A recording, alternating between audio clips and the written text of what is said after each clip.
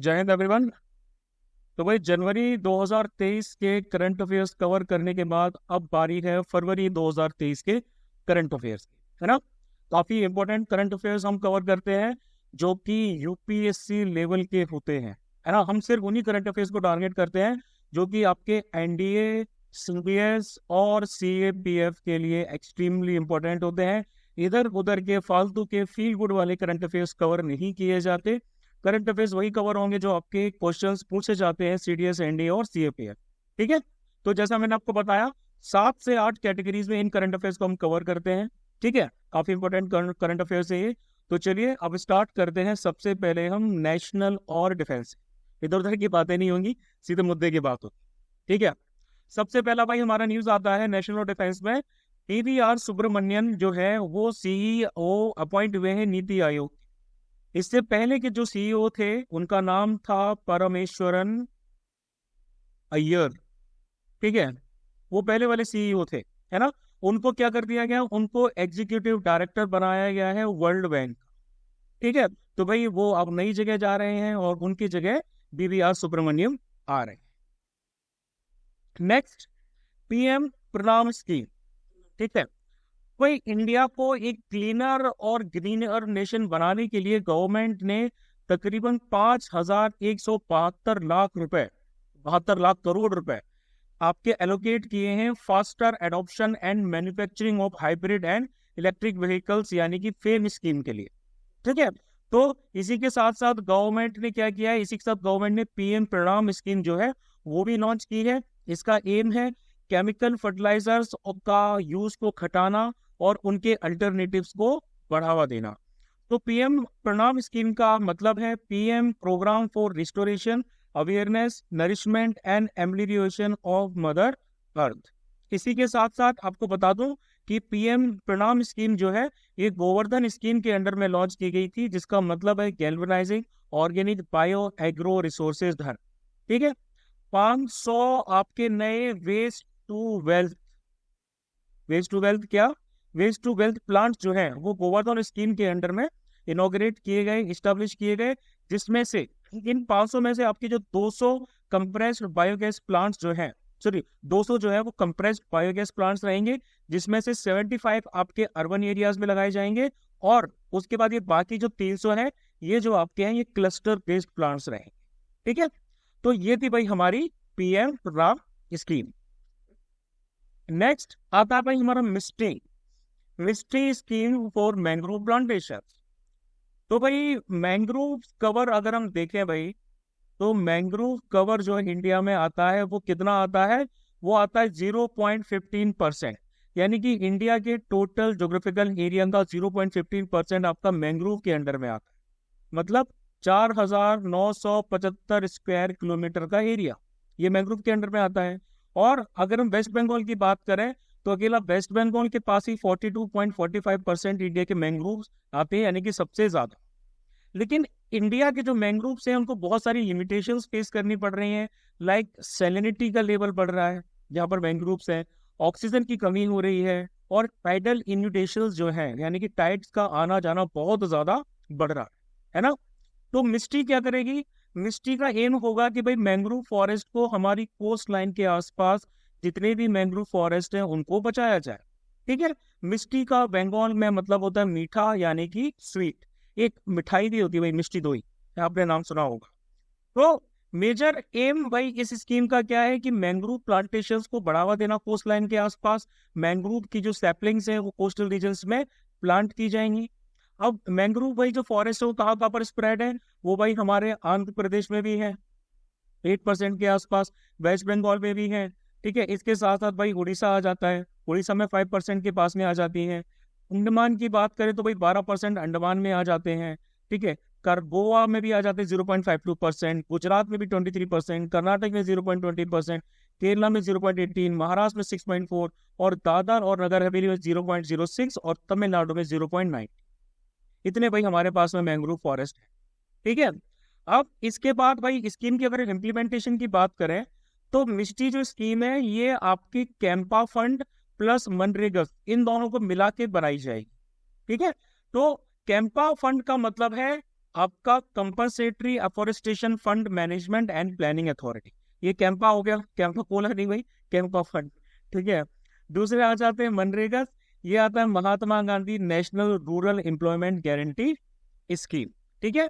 ये जो फंड है आपका, ये बेसिकली कैंपा फंड जो है आपका, ये बेसिकली एफॉरेस्टेशन की एक्टिविटीज को देश में बढ़ाने के लिए स्टेब्लिश किया गया था। जबकि मनरेगा जो है आपका, ये बेसिकली देश में क्या क्या बोलते हैं, रूरल एम्प्लॉयमेंट को बढ़ावा देने के लिए 2005 में मनरेगा जो एक्ट था भाई, MGNREGA, इसके तहत में इसको स्टेब्लिश किया गया। मूविंग नेक्स्ट आती है भाई हमारी अमृत धरोहर स्कीम। तो देखो, सबसे पहले आपको ये समझना होगा कि भाई पिछले 30 सालों में इंडिया के 30% जो वेटलैंड्स है वो सूख चुके हैं, है ना। तकरीबन अगर हम बात करें मुंबई की, तो भाई सबसे ज्यादा वेटलैंड्स का जो लॉस है वो मुंबई में हुआ है। यहाँ की जो मैक्सिमम जमीन है वहां पर आपकी बिल्डिंग्स वगैरह बन गई। मतलब मुंबई का 71% जो वेटलैंड है वो आपका 1970 से लेके 2014 तक खत्म हो चुका है। 50% जो भाई वेटलैंड है ये आपके खत्म हुए हैं अहमदाबाद में। यानी कि जितना भी भाई हमारे अर्बन सेंटर्स बढ़ रहे हैं ना, शहर बन रहे हैं, तो इसकी वजह से भाई इनमें कमी आती जा रही है, तालाबों को पाटा जा रहा है, उनकी जगह बिल्डिंग्स खड़ी की जा रही हैं, उनकी जगह सिटीज आपकी बनाई जा रही है। बेंगलुरु का 76%, 55% भाई जो है वो हैदराबाद के खत्म हुए हैं, 38% भाई जो है वो दिल्ली के हुए हैं। मतलब अभी मैं मयूर बिहार में एक आपका वेटलैंड टाइप का जगह है, तालाब है, वहां जाने का प्लान कर रहा था, और मैंने वहां के रिव्यू देखे तो पता चला कि कई सालों पहले वहां पर एक अच्छा खासा तालाब हुआ करता था जो अब सूख चुका है, ठीक है। तो भाई मेजर सिटीज में वेटलैंड का जो है काफी ज्यादा डिग्रेडेशन हुआ है। तो वेटलैंड्स का सिटी में ऑप्टिमल यूज बढ़ाने के लिए, उनकी बायोडाइवर्सिटी बढ़ाने के लिए गवर्नमेंट ऑफ इंडिया ने अमृत धरोहर स्कीम को लॉन्च किया है। अमृत धरोहर स्कीम क्या है? ये स्कीम वेटलैंड्स को कंजर्व करेगी उनके ऑप्टिमल यूज के अंडर में, है ना। ये आपके आने वाले 3 सालों में जो है वो लॉन्च की जाएगी, यानी कि 2026 तक ये चलेगी। इस स्कीम के अंदर में इको टूरिज्म बढ़ाया जाएगा, कार्बन स्टॉक बढ़ाया जाएगा, और लोकल कम्युनिटीज को उनकी इनकम को जनरेट करने के कई तरीके भी बताए जाएंगे, ठीक है। नेक्स्ट फिर भाई हमारे आती है PMPVTG डेवलपमेंट मिशन। तो देखो भाई, आर्टिकल 336 जो भाई हमारे कॉन्स्टिट्यूशन का है, ये गवर्नमेंट ऑफ इंडिया को अलाउ करता है कि वो सर्टेन कम्युनिटीज के लिए स्पेशल अरेंजमेंट बना सके।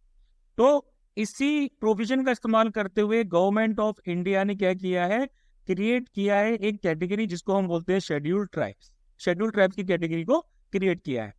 लेकिन कुछ ट्राइब्स हमारे देश में ऐसे हैं जो आइसोलेटेड रहना पसंद करते हैं, जिन्हें किसी के साथ में घुलना मिलना नहीं पसंद, सेक्लूटेड रहना पसंद करते हैं। तो ऐसे ट्राइब्स को क्या होता है कि जो सोशल बेनिफिट्स होते हैं, जो गवर्नमेंट ऑफ इंडिया के जो द्वारा लॉन्च की गई स्कीम से उनका बेनिफिट नहीं मिल पाता। तो ऐसे ट्राइब्स को पर्टिकुलरली वनरेबल ट्राइबल ग्रुप कहा जाता है। तो 2023 के बजट में गवर्नमेंट ऑफ इंडिया ने इनको PMPVTG डेवलपमेंट मिशन के अंदर में डाला, ठीक है। तो ये मिशन बेसिकली क्या है, इस मिशन के अंडर में 15,000 जो करोड़ रुपए हैं वो एलोकेट किए गए हैं। मतलब ये आपका जो मिशन है ये इन PVTZ यानी कि पर्टिकुलरली वनरेबल ट्राइबल ग्रुप को सैनिटेशन की फैसिलिटीज अवेलेबल कराएगा, इसके साथ में सेफ हाउसिंग भी अवेलेबल कराएगा, ठीक है। हेल्थ यानी कि हेल्थ सेंटर्स इस्टेब्लिश किए जाएंगे, एजुकेशन के लिए सेंटर्स बनाए जाएंगे, स्कूल्स बनाए जाएंगे, कनेक्टिविटी प्रॉपर कराई जाएगी भाई रोड्स एंड बाकी चीज़ों के जरिए, और सोशियो इकोनॉमिक कंडीशंस इनकी बढ़ाई जाएंगी। प्लस इनको क्लीन ड्रिंकिंग वाटर अवेलेबल कराया जाएगा, न्यूट्रिशियस फूड के बारे में इनको बताया जाएगा, और सस्टेनेबल लाइवलीहुड के मीन्स भी इन लोगों को प्रोवाइड कराए जाएंगे। और भाई ये आपका लॉन्च हुआ था जनजातीय गौरव दिवस के दिन, यानी कि 15 नवंबर, ठीक है। बिरसा मुंडा जी की, बिरसा मुंडा जो है उनकी जयंती आपकी आती है 15 नवंबर। नेक्स्ट आती है भाई हमारा प्रधानमंत्री कौशल विकास योजना 4.0। प्रधानमंत्री कौशल विकास योजना जो है ये आपकी चलती है स्किल डेवलपमेंट मिनिस्ट्री के अंडर में, और इसको इम्प्लीमेंट किया जाता है नेशनल स्किल डेवलपमेंट कॉर्पोरेशन के द्वारा। मेन ऑब्जेक्टिव क्या है कि भाई यूथ को ट्रेन करना, ऐसे एरियाज में जहां पर आपकी इंडियन इंडस्ट्रीज में उनकी जरूरत हो, ठीक है। तो जो भी इसमें जो कॉस्ट आएगी इन स्किल्स को सीखने की, वो यूनियन गवर्नमेंट के द्वारा वहन की जाएगी। ठीक है, और इन यूथ को प्रॉपर ट्रेनिंग दी जाएगी ताकि इंडस्ट्रीज में इनका बेनिफिशियल यूज हो सके और ये भी इनकम जो है वो जनरेट कर सके। नेक्स्ट आते हैं भाई हम महिला सम्मान सेविंग सर्टिफिकेट यानी कि महिला सम्मान बचत पात्र की तरफ। तो भाई महिला सम्मान सेविंग सर्टिफिकेट क्या है? ये आपकी एक नई स्मॉल सेविंग स्कीम है जो वुमेन और गर्ल्स के एम्पावरमेंट के लिए है। इंडियन गवर्नमेंट ने बजट 2023 में इसको लॉन्च किया था। ये स्कीम क्या करती है? ये स्कीम भाई ऑफर करती है कि आप 2 लाख रुपए का डिपॉजिट, सिक्योरिटी डिपॉजिट जो है वो 2 साल के लिए कर सकते हो, जिसमें आपको इंटरेस्ट रेट 7.5% का मिलेगा। मतलब कि आजादी का अमृत महोत्सव को कमेमोरेट करते हुए ये नई स्कीम जो है ये 2 साल के लिए लागू होगी, यानी कि मार्च 2025 तक के लिए। ठीक है, ये सिर्फ वुमेन और गर्ल्स के लिए है और उनको एक डिपॉजिट फैसिलिटी देगा तकरीबन 2 लाख रुपए की। इंटरेस्ट रेट इसमें रहेगा 7.5% का। टेन्योर रहेगा 2 साल का। सर्टिफिकेट आपको पोस्ट ऑफिस या बैंक से मिल सकता है। नेक्स्ट आता है भाई हमारा दैट इज नमस्ते। नमस्ते यानी कि national action plan for mechanized sanitation ecosystem scheme. तो भाई अगेन यूनियन बजट 2023 में गवर्नमेंट ऑफ इंडिया ने 100 करोड़ रुपए जो है वो नमस्ते स्कीम को दिए हैं। इसके साथ में गवर्नमेंट ऑफ इंडिया क्या करना चाहती है? सेप्टिक टैंक क्लीनिंग और सीवर क्लीनिंग को टाउन्स और सिटीज में मैकेनाइज करना चाहती है ताकि मैनुअल वर्कर्स जो हैं उसमें पार्टिसिपेट ना करें। इस स्कीम का क्या एम है? इस स्कीम का ये भी एम है कि भाई जो मैनुअल स्कैवेंजर्स हैं, जो मैनुअल वर्कर्स सीवर्स की सफाई करते हैं, उनको अल्टरनेट लाइवलीहुड प्रोवाइड किया जाए, है ना। एक उनको क्या किया जाए और लोगों के मन में उनके लिए बिहेवियरल चेंजेस जो है, लोग उनको नीची निगाह से ना देखें, है ना। ये चीजें भी लोगों के अंदर अवेयरनेस वगैरह क्रिएट की जाए। ये स्कीम आपकी ministry of social justice and empowerment के अंडर में चलेगी। फिर नेक्स्ट आता भाई हमारा Tumakuru industrial township, south India first industrial corridor project. तो भाई 2021 में क्या हुआ? पीएम मोदी ने गति शक्ति स्कीम को लॉन्च किया था, है ना। मेन ऑब्जेक्टिव क्या था कि भाई देश के अंदर एक इंफ्रास्ट्रक्चर खड़ा करना, एक इंफ्रास्ट्रक्चर पाइपलाइन खड़ा करना, कनेक्टिविटी बढ़ाना। तो इसी के अंदर देश में 11 इंडस्ट्रियल कॉरिडोर प्रोजेक्ट जो है वो लॉन्च किए गए और 2 डिफेंस कॉरिडोर्स हैं वो भी लॉन्च किए गए। ठीक है, तो भाई इसी में आपका जो first infrastructure industrial corridor scheme जो है वो आपकी आती है तुमरकुरु इंडस्ट्रियल टाउनशिप जो लॉन्च की गई। नेक्स्ट हम आएंगे जन जन अभियान की तरफ। जल जन अभियान जो है ये मिनिस्ट्री ऑफ जल शक्ति और ब्रह्म कुमारी ऑर्गेनाइजेशन तो एक साथ इसको इम्प्लीमेंट करेंगे। मेन ऑब्जेक्टिव क्या है इनका? वाटर कंजर्वेशन है। इस कैंपेन के दौरान वॉलेंटियर्स जो है इन ऑर्गेनाइजेशन से क्या करेंगे? पब्लिक अवेयरनेस बढ़ाएंगे, है ना, पानी बचाने को लेके, ऑन प्रिजर्विंग वाटर। तो ये आपका कैंपेन 8 महीने तक चलेगा। ठीक है, इनका फोकस क्या रहेगा? नई वाटर बॉडीज को बनाना और तकरीबन 5,000 से ज्यादा जो ऑलरेडी आपकी बनी हुई वाटर बॉडीज है उनको प्रिजर्व करना। इनका टारगेट है कि भाई 10 करोड़ लोगों तक इस अवेयरनेस कैंपेन को पहुंचाना और 10,000 प्रोग्राम्स जो हैं इस ड्यूरेशन में कंडक्ट करना। ठीक है, तो ये जो ब्रह्म कुमारी ऑर्गेनाइजेशन है भाई, ये अपने राज योगीज जो है, इनके वॉलेंटियर्स होते हैं राज योगीज, उनको डिप्लॉय करेंगे। ठीक है, ये योगा प्रैक्टिशनर्स होते हैं, ये लोगों को इंस्पायर करेंगे वाटर वेस्टेज को रोकने के लिए और एक नया कंसेप्ट देंगे सस्टेनेबल वर्ल्ड। अब वहीं अगर ब्रह्म कुमारी की बात करें तो भाई ये ऑर्गेनाइजेशन का ओरिजिन हुआ था हैदराबाद यानी कि सिंध में, जो अब आपका पाकिस्तान में है। लेकिन अभी इनका जो करंट हेडक्वार्टर है that is in mount Abu, Rajasthan. इनके जो फाउंडर थे उनका नाम था लेखराज कृपलानी और आजकल उन्हें ओम बाबा नाम से बुलाया जाता है।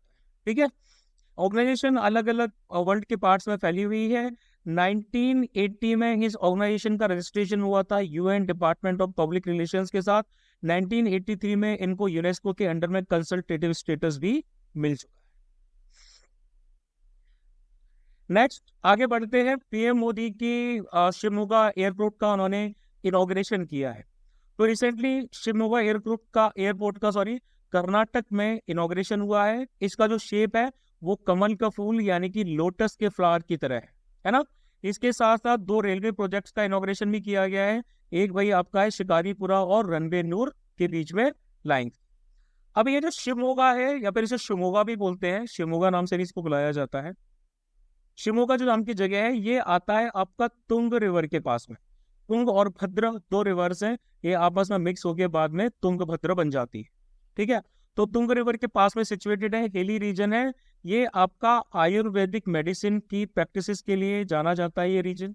ठीक है, तो कैंसर, हार्ट डिसीज और बाकी और बहुत सारे एलिमेंट्स सॉरी, ऐसे एलिमेंट्स का नेचुरली यहाँ पर ट्रीटमेंट किया जाता है। फॉरेन कंट्री से काफी लोग यहाँ पर विजिट करते हैं, इसीलिए ये नेसेसिटी समझी गई भाई यहाँ पर एक खुद का एयरपोर्ट होना चाहिए ताकि लोग जहां पर डायरेक्ट आ सके। Next, Yuva Sangam registration portal. Main objective portal का है कि यूथ को, जो नॉर्थ ईस्ट रीजन के यूथ हैं, उनको कनेक्ट किया जा सके। ये आपका एक भारत श्रेष्ठ भारत की स्कीम के अंडर में लॉन्च किया गया था। ठीक है, फिर नेक्स्ट आता है लर्निंग टीचिंग मटेरियल जादुई पिटारा। तो नेशनल एजुकेशन पॉलिसी 2020 उन्होंने एक play based learning teaching material की बात की, यानी कि खेल खेल में सीखना, है ना। ये प्ले बेस्ड लर्निंग जो मटेरियल है ये आपका 3 से लेके 8 साल के बच्चों के लिए है। इस पॉलिसी के अंडर में यूनियन मिनिस्टर जो है आपके धर्मेंद्र प्रधान, उन्होंने जादुई पिटारा जो है उसको लॉन्च किया, है ना। तो ये आपका 13 डिफरेंट इंडियन लैंग्वेजेस में अवेलेबल है। नेशनल करिकुलम फ्रेमवर्क के अंडर में इसको डेवलप किया गया। ये मटेरियल इजी टू यूज है, इसको आप पेपर पे भी डाउनलोड कर सकते हैं, है ना। ये सेट है प्ले बुक्स का, पजल्स का, फ्लैश कार्ड्स का, पोस्टर्स, वर्कशीट और स्टोरी बुक्स, जो बच्चों के लिए काफी इजी रहती है लर्निंग के लिए। ये मटेरियल 5 मेजर डेवलपमेंट एक्टिविटीज से फोकस कर रहा है, like literacy development, positive learning habits, cultural development, cognitive development, socio emotional development और एथिकल डेवलपमेंट। इसका मेन ऑब्जेक्टिव है लर्न थ्रू प्ले, यानी कि खेल खेल में सीखो। फिर नेक्स्ट हम बात करेंगे केरल की। तो भाई केरल फर्स्ट स्टेट बना है ऐसा जो रोबोटिक मैनहोल क्लीनर्स को यूज कर रहा है। केरल ने बैंडिकूट नाम का एक रोबोट यूज किया है सीवेज को क्लीन करने के लिए। इसके साथ में ये भाई हमारा फर्स्ट स्टेट बन जाता है इस तरह का रोबोट यूज करने के लिए, यानी कि रोबोटिक जो स्कैवेंजर्स हैं, रोबोटिक स्कैवेंजर्स है भाई, उनको यूज करने के लिए पहला स्टेट बन जाता है। ठीक है, बैंडिकूट को भाई आपका टेम्पल टाउन गुरुवायर जो है वहां पर लॉन्च किया गया था। इसको एक कंपनी है जेन रोबोटिक्स, उन्होंने डेवलप किया है। मेन एम क्या है भाई? मेन एम है कि भाई मैनुअल स्कैवेंजिंग को हटाना, है ना। जो मैनुअल स्कैवेंजर्स होते हैं, थोड़ी देर पहले मैंने आपको उनके बारे में बताया था, जो आपके सीवर्स और बाकी जगह साफ करते हैं, उनको हटाना। और उसके साथ साथ ये जो रोबोट है ये 2018 से आपका यूज में किया जा रहा है, लेकिन पहली बार इनको पब्लिक मैनहोल को यूज करने के लिए यूज किया जा रहा है, रिप्लेसिंग ह्यूमन। अब अगर हम बैंडिकूट्स की बात करें तो बैंडिक्यूट्स आपके टेरेस्ट्रियल ओमनीवोरस होते हैं जो ऑस्ट्रेलिया में पाए जाते हैं। ये एनिमल एक डिगर होता है, यानी कि ये जमीन को खोदता है ना। जैसे ही आपके ये जो रोबोट है ये बेसिकली इसी एनिमल की तरह एक्ट करता है, यानी कि वेस्ट को ये मैनहोल से और बाकी जमीन से खोद के निकालता है।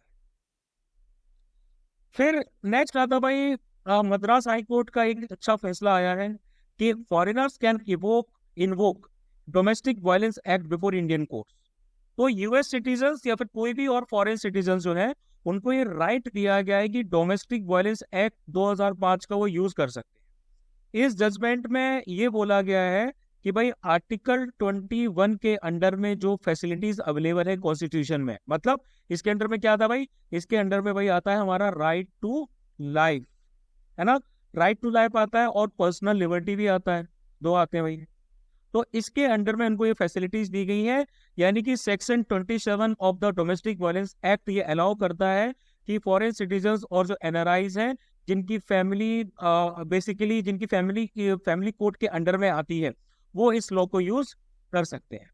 अब अगर हम डोमेस्टिक वायलेंस एक्ट की बात करें तो भाई इस एक्ट में क्या होता है भाई? इस एक्ट के अंडर में प्रोटेक्शन ऑफ वुमेन होता है। डोमेस्टिक वायलेंस एक्ट 2005 इसका पूरा नाम है, इसका पूरा नाम है प्रोटेक्शन ऑफ वुमेन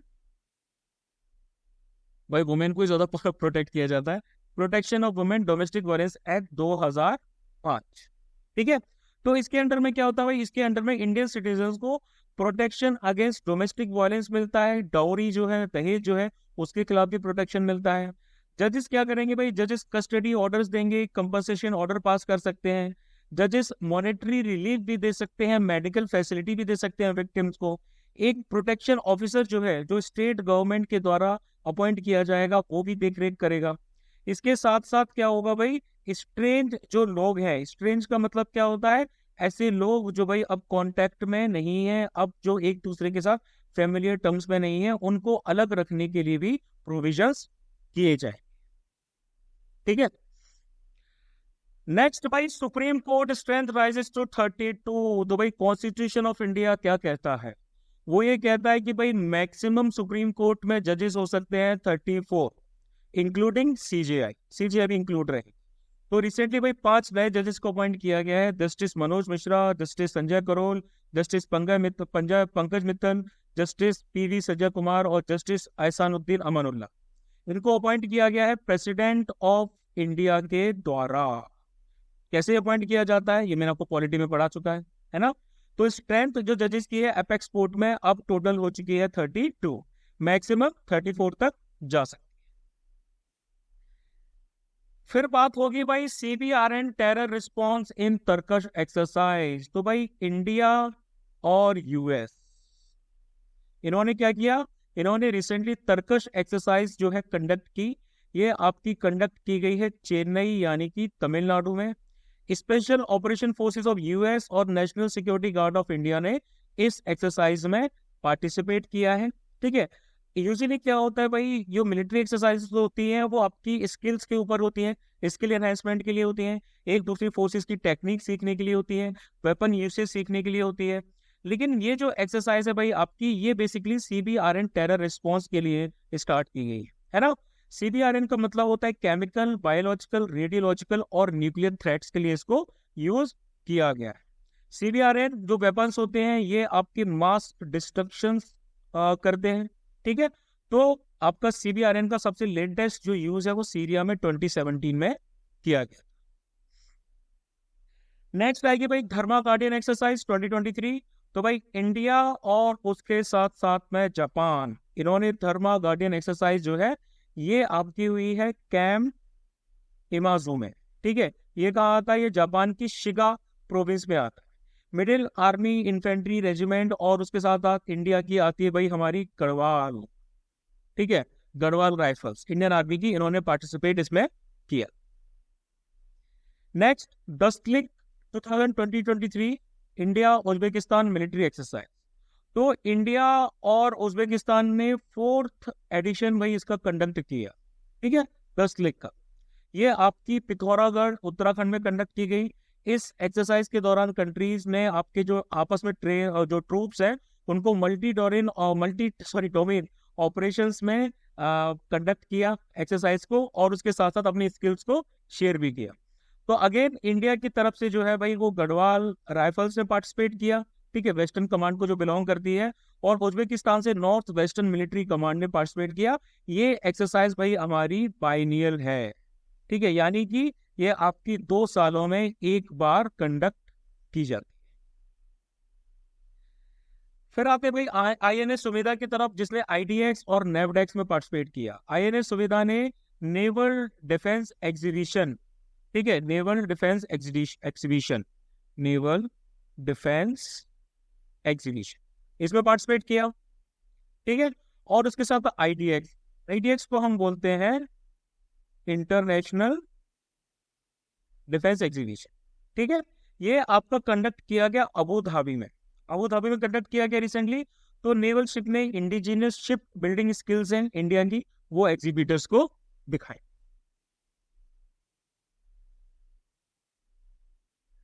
नेक्स्ट भाई बढ़ते हैं कोबरा वॉरियर एक्सरसाइज की तरफ। कोबरा वॉरियर एक्सरसाइज जो है ये आपकी कंडक्ट की गई भाई कहां पर, ये आपकी यूके में एक जगह आती है, उसको कहा जाता है वेडिंगटन, हाँ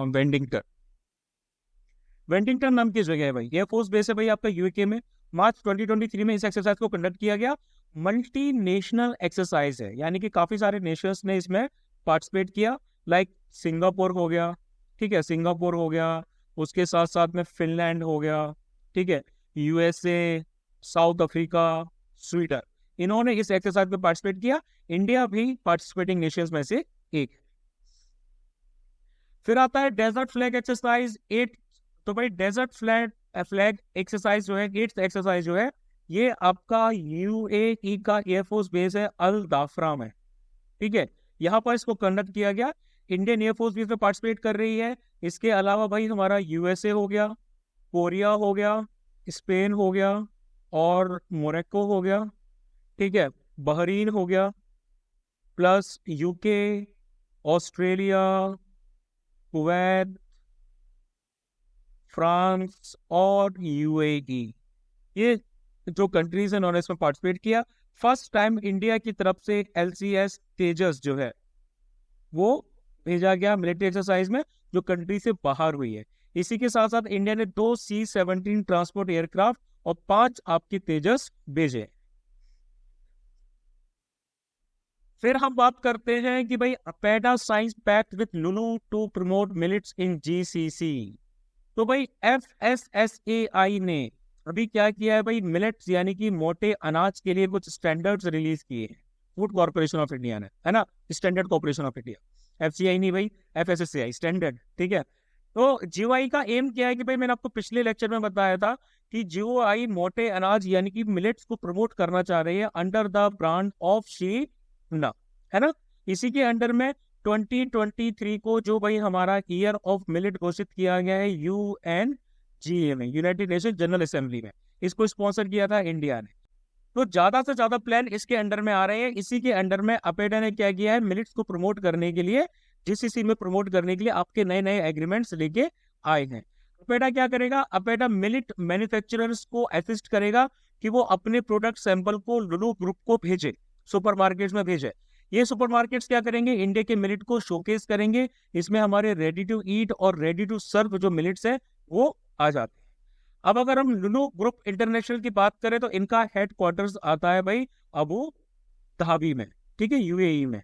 और ये MNC है जिसके 232 स्टोर जो हैं वो आपके अलग अलग जगह पर क्या हो रहे हैं, अलग अलग जगह पर ऑपरेट किए जा रहे हैं, ठीक है, सुपरमार्केट वगैरह इनके मोस्टली चल रहे हैं। फिर नेक्स्ट आते हैं हम लोरा की तरफ, long range artillery weapon system, यानी कि भारत इलेक्ट्रॉनिक्स लिमिटेड BEL ने एक MOU साइन किया है इजराइल एरोस्पेस इंडस्ट्रीज के साथ में, ठीक है, एक डोमेस्टिक मैन्युफैक्चरर बनने के लिए, और इनके जो लोरा यानी कि सप्लाई वेपन सिस्टम जो है उसको इंडिया की ट्राई सर्विसेज को सप्लाई करने के लिए। लोरा एक short range road mobile ground और sea launch solid fuel ballistic missile है, जिसको इजराइल ने डेवलप किया है, वही इसको ऑपरेट करता है बेसिकली। इसकी अगर कैपेबिलिटीज की बात करें तो मल्टी रेंज यानी कि मैक्सिमम इसकी रेंज आ जाती है 280 किलोमीटर। इसका प्रोसीजन मीटर आ जाता है 10 मीटर। CEP आता भाई सर्कुलर एरर प्रोबेबिलिटी, यानी कि 10 मीटर के आसपास के एरिया में ये स्ट्राइक कर सकता है। ये इनर्शियल नेविगेशन सिस्टम यानी कि GPS आपका यूज करता है टर्मिनल गाइडेंस के लिए, ठीक है। फिर आती है कवच 2023। तो भाई all India council for technical education यानी कि AICTE और bureau of police research and development BPERDE और भाई Indian cyber crime coordination centre, इन्होंने ज्वाइंटली लॉन्च किया है कवच 2023। ये एक भाई नेशनल लेवल हैकाथॉन है, साइबर सिक्योरिटी हैकाथॉन है, जिसमें इनोवेटिव आइडियाज मांगे गए हैं, टेक्नोलॉजिकल सॉल्यूशंस मांगे गए हैं साइबर सिक्योरिटी और साइबर क्राइम्स जो 21st सेंचुरी में हो रहे हैं उनको रोकने के लिए। ये आपके 2 फेजेस में कंडक्ट किया जाएगा। एजुकेशनल इंस्टीट्यूट्स और एमिनेंट इंस्टीट्यूशंस हैं, उनके यूथ को बुलाया गया है और स्टार्टअप्स को इनवाइट किया गया है इसमें पार्टिसिपेट करने के लिए। फिर भैया आते हैं ई वेस्ट मैनेजमेंट अमेंडमेंट रूल्स 2023। तो वही ministry of environment forest and climate change, इन्होंने ई वेस्ट मैनेजमेंट रूल्स 2023 नोटिफाइड किए, ठीक है। मतलब इनको पावर दी गई है एनवायरमेंट प्रोटेक्शन एक्ट 1986 के अंडर में। ये जो अमेंडमेंट्स है ये बेसिकली क्या करेंगे भाई, ये बेसिकली हमारा ई वेस्ट मैनेजमेंट रूल्स 2022 को अमेंड करेंगे, है ना। और ये आपके 1 अप्रैल से लागू हो जाएंगे। ये इन्होंने क्या किया है, इन्होंने 2 सब्सटेंसेस को एक्सेप्शन लिस्ट में डाला है schedule 2 of E waste management rules. कैसे? एडमियम और लेड जो आपके solar panel cells, solar photovoltaic panels, cells और मॉड्यूल्स में यूज किए जाते हैं, और लेड जो आपका मेडिकल डिवाइसेस में यूज किया जाता है इम्प्लांटेड और इन्फेक्टेड प्रोजेक्ट्स में। उनके अलावा बाकी सारी चीजें इसमें कवर्ड है, ये एक्सेप्शन है ना। इसके अंडर में क्या किया जाएगा, इसके अंडर में जो भाई प्रोड्यूसर्स हैं, हर प्रोड्यूसर्स को डिटेल इंफॉर्मेशन प्रोवाइड करानी पड़ेगी कि भाई कौन से कॉन्स्टिट्यूएंट्स वो यूज करते हैं इक्विपमेंट्स में, और कौन से कंपोनेंट्स यूज करते हैं, इनमें से कौन से पार्ट्स और स्पेयर्स जो है वो कंज्यूमेबल है। प्लस इंफॉर्मेशन इस चीज की प्रोवाइड कराई जाएगी भाई कि भाई हजार्डस सब्सटेंसेस जो है इनमें कम यूज किए गए हैं। प्लस जो जब भी सेंट्रल पॉल्यूशन कंट्रोल बोर्ड इनसे इनके बारे में इंफॉर्मेशन मांगेगा तो वो इंफॉर्मेशन इनको देनी पड़ेगी कि भाई किस और किस तरह के प्रोविजंस इसमें यूज किए गए हैं, कितने हजार्डस सब्सटेंस का यूज किया गया। नेक्स्ट भाई आता है ऑडिट डेटा स्टैंडर्डाइजेशन। तो recently controller and auditor general of India जो है उन्होंने कहा है कि गवर्नमेंट को कुछ ऑडिट डेटा स्टैंडर्ड्स जो है वो अपनाने चाहिए। उन्होंने ऐसा कहा, सीएजी ने कहा कि ऐसे स्टैंडर्ड्स ये इंश्योर करेंगे कि जो भी डेटा या इंफॉर्मेशन आपके गवर्नमेंट के अलग अलग वेरियस डिपार्टमेंट्स और एजेंसीज मेंटेन करते हैं, उनको बेटर एनालिसिस के लिए हम क्या कर सकते हैं, रख सकते हैं। तो इसमें सबसे पहला भाई हमारा आता है स्टैट्यूटरी एडिट। ये एडिट क्या कहता है, बेसिकली ये एडिट कहता है कि सीएजी जो भी ऑडिट करते हैं, ठीक है,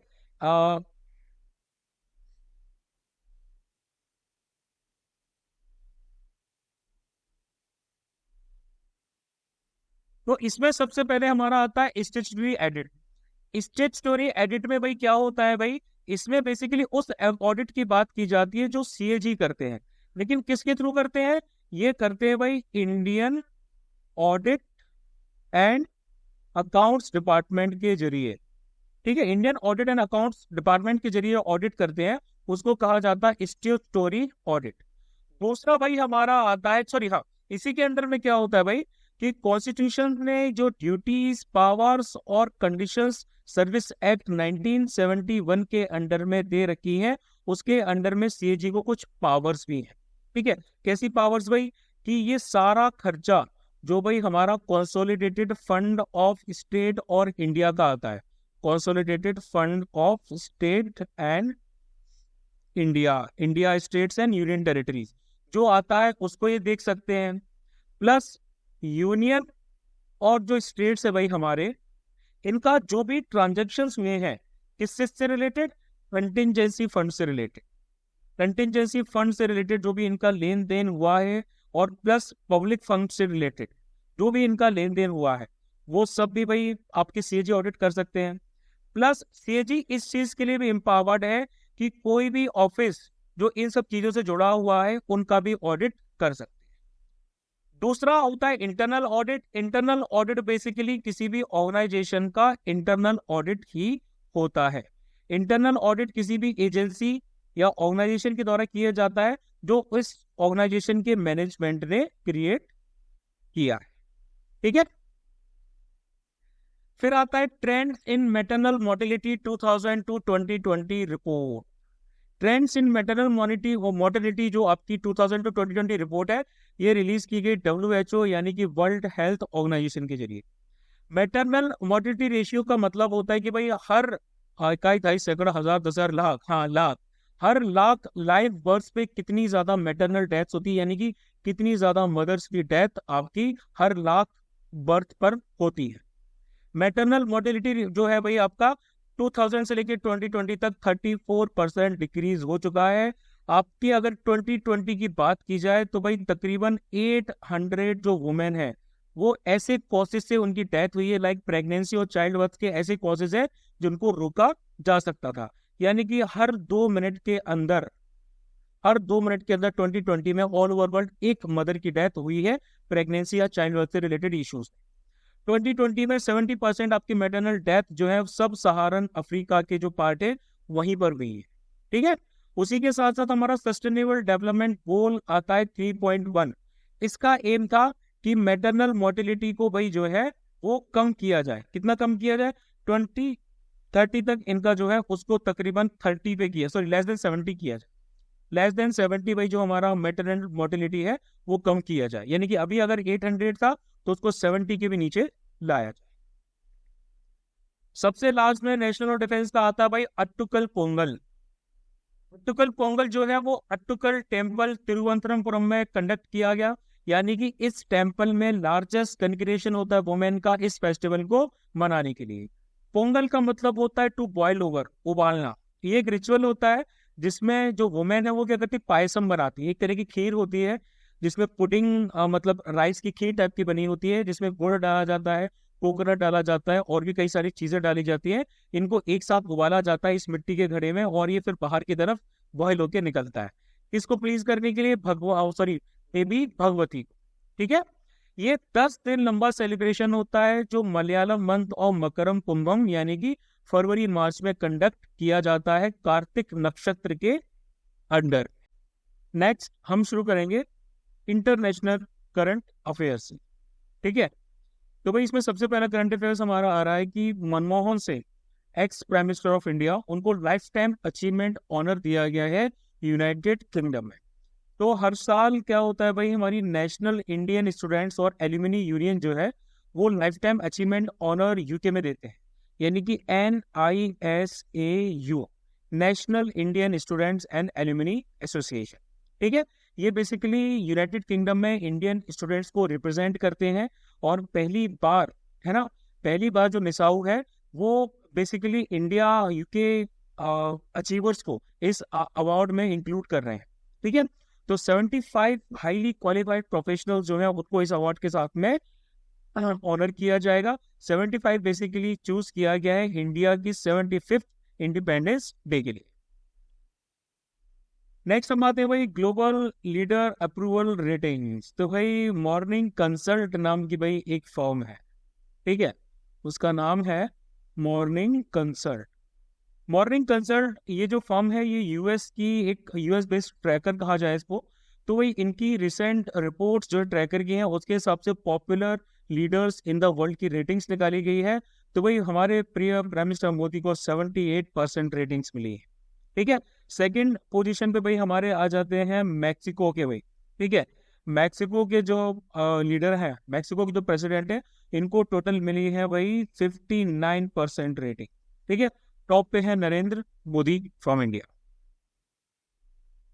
नेक्स्ट बात करते हैं भाई new World Bank president Ajay Banga, जो पहले मास्टर कार्ड के सीईओ हुआ करते थे। ठीक है। तो भाई अभी जो फॉर्मर वर्ल्ड बैंक के प्रेसिडेंट है उनका नाम है डेविड मेलबैस। ठीक है। इन्होंने अपनी टर्म खत्म होने से पहले ही रिजाइन कर दिया क्लाइमेट रिलेटेड कंट्रोवर्सीज के रिगार्डिंग। तो भाई उनके रिजिग्नेशन के बाद में यूएस प्रेसिडेंट जो बिडेन ने former Mastercard CEO Ajay Banga जो है उनको नॉमिनेट किया है वर्ल्ड बैंक के प्रेसिडेंट के लिए। ठीक है। Climate change related economic issues में अजय बांगा को काफी ज्यादा महारत हासिल है। फिर आगे बढ़ते हैं भाई ग्लोबल क्लाइमेट रेजिलेंस फंड यानी कि 50 मिलियन यूएसडी वुमेन के लिए दिए गए। तो भाई हिलेरी क्लिंटन, जानते ही आप इनको, ये अहमदाबाद गुजरात में थी 2023 में फैब में। ठीक है। बेसिकली ये आई थी सेवा के लिए, सेवा मतलब सेल्फ एम्प्लॉयड वुमेन्स एसोसिएशन की 50th एनिवर्सरी थी। ठीक है। ये बेसिकली आपकी लेट एक्टिविस्ट इला भट्ट के द्वारा इसका फाउंडेशन रखा गया था। तो इस फंक्शन के दौरान मिसेस क्लिंटन ने अनाउंस किया कि वो 50 मिलियन यूएस डॉलर जो है वो इस रीजन में वुमेन के लिए डोनेट करेंगे। ये जो फंड है ये फंड आपका क्लाइमेट चेंज से रिलेटेड इश्यूज को फाइट करने के लिए यूज किया जाएगा। अगर हम सेवा की बात करें तो भाई सेवा जो है ये आपकी स्टार्ट की गई थी 1972 में। एक ट्रेड यूनियन है जिसमें प्रमोट किया जाता रहा है सेल्फ एम्प्लॉयड फीमेल एंटरप्रेन्योर्स को, प्लस लो इनकम जो फीमेल लेबरर्स है उनको रिप्रेजेंट और उनको एम्पावर्ड किया जाता है इसके थ्रू। नेक्स्ट आते हैं भाई ग्लोबल लेबर रेजिलेंस इंडेक्स 2023। तो भाई देखो व्हाइट शील्ड एक पॉलिसी एडवाइजरी फर्म है ना। ये कंपनी क्या करती है, ये company global labour resilience index को इसने रिलीज किया है 2023 के लिए। ठीक है। कब इसने रिलीज किया है, ये रिलीज किया गया है वर्ल्ड गवर्नमेंट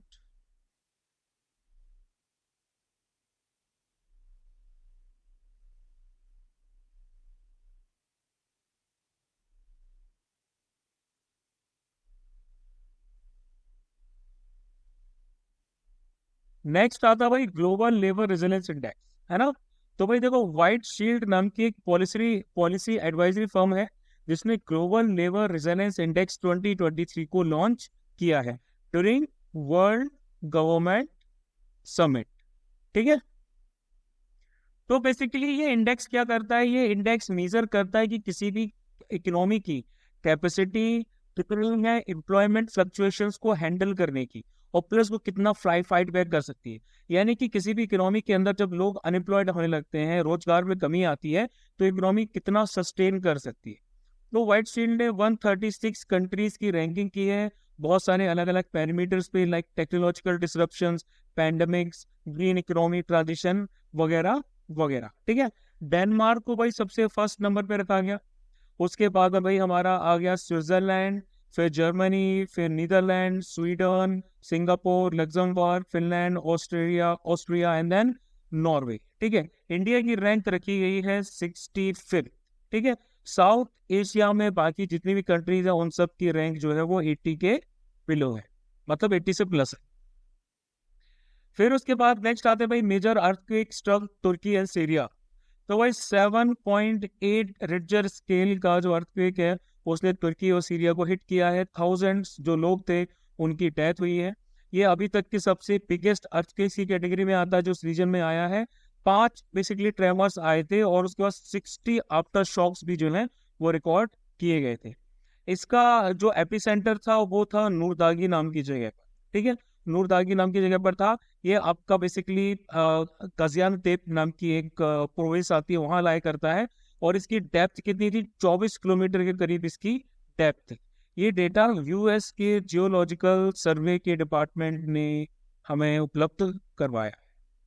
ठीक है।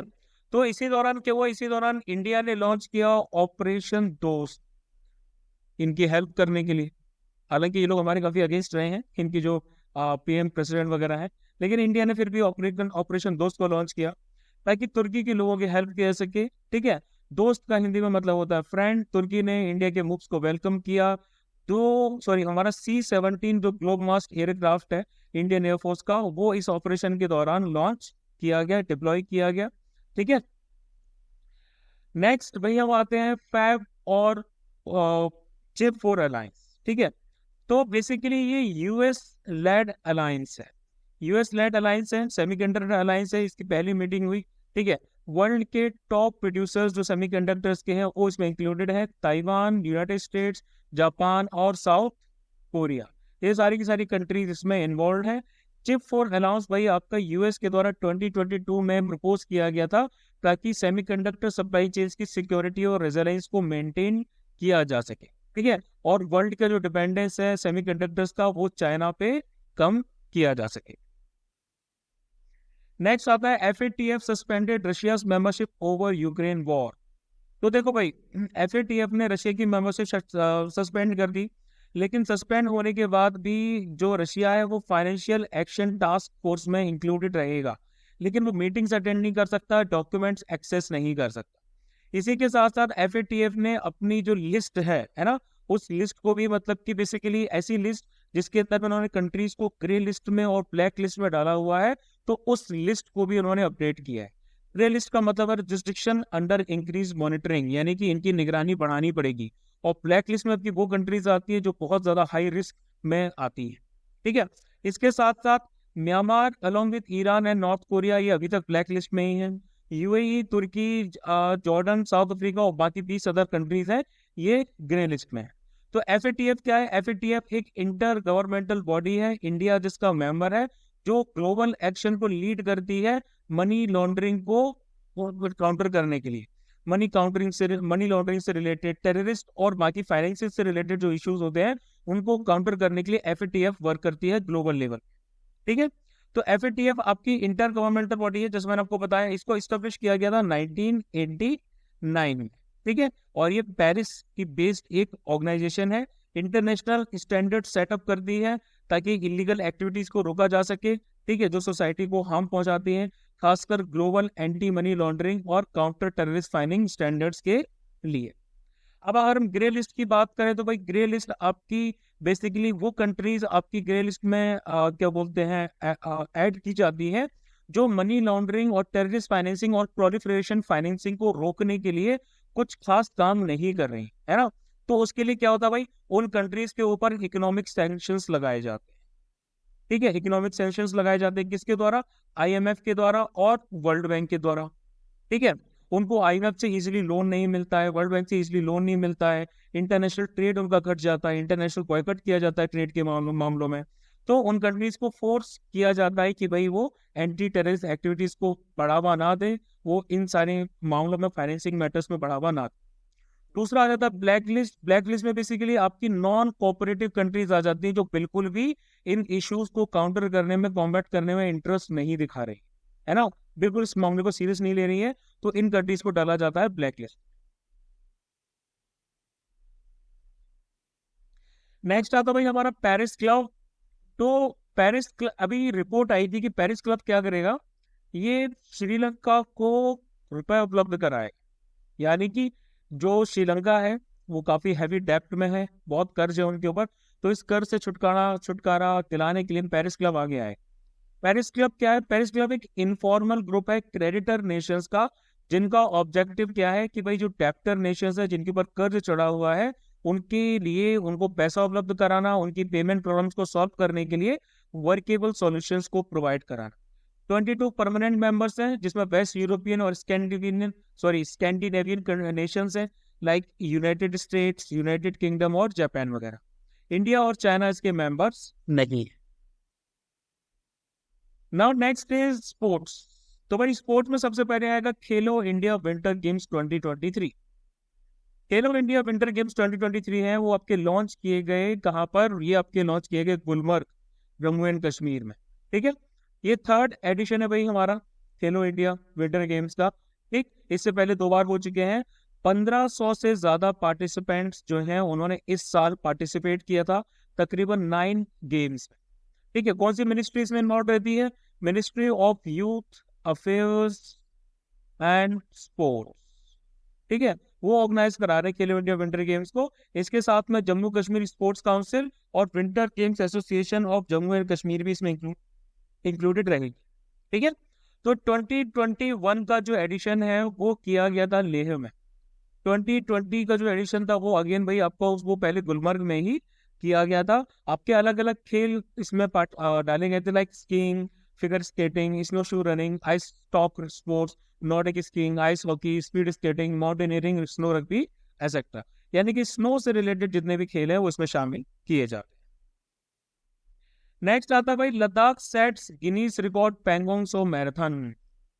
तो भाई Ladakh autonomous hill development council है ना, LAHDC, Ladakh autonomous hill development council ने रिसेंटली क्या किया, पैंगोंग सो मैराथन का आयोजन किया। ये marathon first of a kind थी इंडिया में। ठीक है, इसको जो पैंगोंग सो लेक है जो आपका पूरा फ्रोजन है, पूरा जमा हुआ है, आइस से कवर्ड है पूरा, उसके ऊपर किया गया। ठीक है, ये तकरीबन आपका 4350 मीटर के एल्टीट्यूड पे कंडक्ट किया गया। इसके साथ ये एक नया तरह का गिनीज रिकॉर्ड बन गया world's highest frozen lake marathon की कैटेगरी में। ठीक है, ये फर्स्ट फ्रोजन लेक मैराथन था इंडिया में। इस मैराथन में 21 किलोमीटर का रन था, लाइक फुल मैराथन वाला। ठीक है, जो आपका स्टार्ट हुआ लुकिंग विलेज में स्टार्ट हुआ।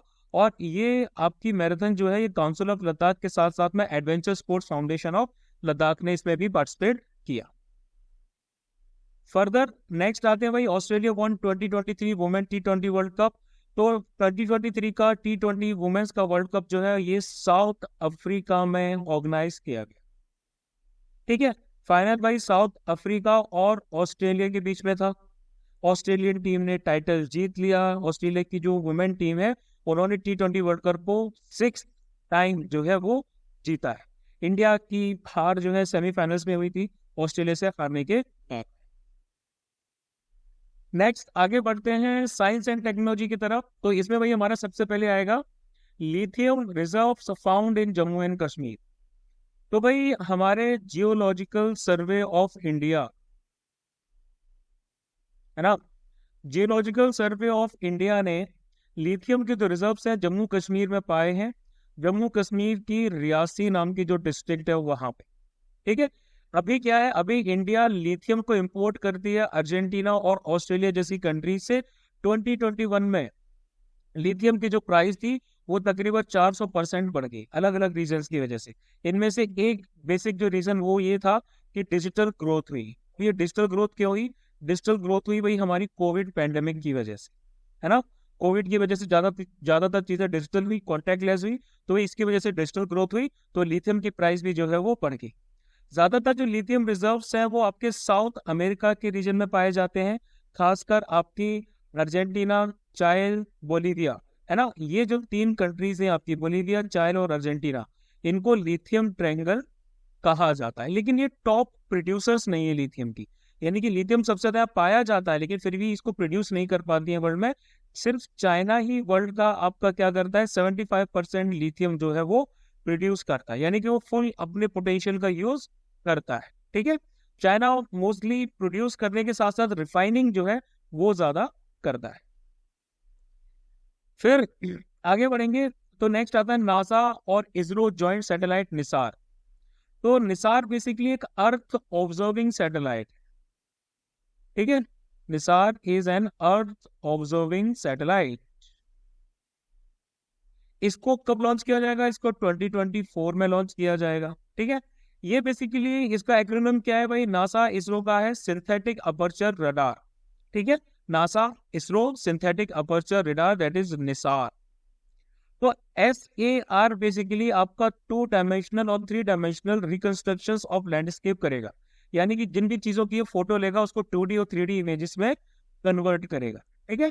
तो निसार जॉइंटली आपका नासा और इसरो के द्वारा जॉइंटली इसको बनाया गया है, डेवलप किया गया है। इसकी एम क्या है? टू मैप द अर्थ, अर्थ की भाई इंटायरली मैपिंग करना, ठीक है। वाटर, एग्रीकल्चर और फॉरेस्ट जो है उनको भी प्रॉपरली मैप करना, ठीक है, मॉनिटर करना। तो इसके साथ साथ लैंड और आइस कवर्स को भी देखते रहना, ये इनका ऑब्जेक्टिव है। अब बेसिकली निजार का जो मिशन रहेगा वो 3 साल का रहेगा, ठीक है। इसका आधा पार्ट जो है वो यूएस में बना हुआ है, बाकी का जो उसका पार्ट है वो इंडिया के UR राव सैटेलाइट सेंटर जो बेंगलुरु में है वहां पे बनेगा, ठीक है। यूएस में ये बनेगा भाई JPL जगह, JPL है भाई आपका कैलिफोर्निया में, वहां से ये डायरेक्ट आपका UR राव सैटेलाइट सेंटर में भेजा जाएगा। तो निसार में भाई कौन कौन से आपके रडार सिस्टम लगे हुए हैं? पहला लगा हुआ है L बैंड सार, ठीक है। इसको डिजाइन किया गया है JPL ऑफ नासा के द्वारा। इसकी वेवलेंथ है 23 सेंटीमीटर और ये फॉरेस्ट में आराम से पेनिट्रेट कर सकता है। S बैंड सार है, ये भाई इसरो ने भाई डिजाइन और क्रिएट किया है, वेवलेंथ है 12 सेंटीमीटर। ये हैवी वेदर और बर्ड डिटेक्शन के लिए यूज किया जाए। नेक्स्ट हम पढ़ेंगे मीडियम डेंसिटी अमोर्फोस आइस, यानी कि MDA आइस की तरफ। तो यूनिवर्सिटी ऑफ कैम्ब्रिज के कुछ रिसर्चर्स हैं, उन्होंने एक नया फॉर्म ऑफ वाटर क्रिएट किया है ना। वाटर का ही नया फॉर्म है, इसको कहा गया है भाई अमोर्फस आइस, ठीक। तो इसका नाम भले ही आइस है लेकिन इसका जो मॉलिक्यूलर स्ट्रक्चर है वो वाटर के क्लोज है, ठीक। अब इसमें वाटर और आइस दोनों की मिक्स्ड स्टेट रहेंगी, इसीलिए इसको अमोर्फस आइस कहा गया है। अमोर्फस का मतलब होता है नो क्लियर स्टेट, यानी कि इसकी अवस्था जो है वो क्लियर नहीं है कि ये वाटर है कि आइस, ठीक है। नीदर वाटर नॉर आइस की कैटेगरी में भी रखा जा सकता है इसको, इसीलिए इसको अमोर्फस आइस कहा गया है। अब इसी में आता भाई हमारा बॉल मिलिंग मेथड। तो साइंटिस्ट ने इस मेथड को यूज किया है अमोर्फस आइस को क्रिएट करने के लिए, ठीक है। अमोर्फस आइस आपकी इसी मेथड के द्वारा क्रिएट की गई है। इसमें 2 या 2 से ज्यादा सब्सटेंस को एक साथ ग्राइंड किया जाता है, उनका जब कोलाइजन होता है तो भाई आपके फाइनर जो पार्टिकल्स होते हैं वो निकल के सामने आते हैं, है ना। तो वही आपके मटेरियल को नया शेप देता है। Next is what is voice deep fakes. तो डीप फेक्स बेसिकली आपका वो प्रोसेस होता है जिसके द्वारा मिमिकिंग की जाती है, किसी भी दूसरे इंसान की वॉइस की नकल उतारी जाती है ना। उनकी टोन में बात करना, उनकी स्टाइल में बात करना, एक मिमिक्री की तरह। लेकिन यहाँ पर मिमिक्री जो है वो सॉफ्टवेयर के जरिए की जा रही। डीप फेक आपका जो प्रोसेस है, ये किसी भी इंसान की आवाज की नकल उतारना, ये बेसिकली एक ऑनलाइन टूल है और इसके द्वारा काफी ज्यादा फ्रॉड और फॉर्जरी की जा रही है।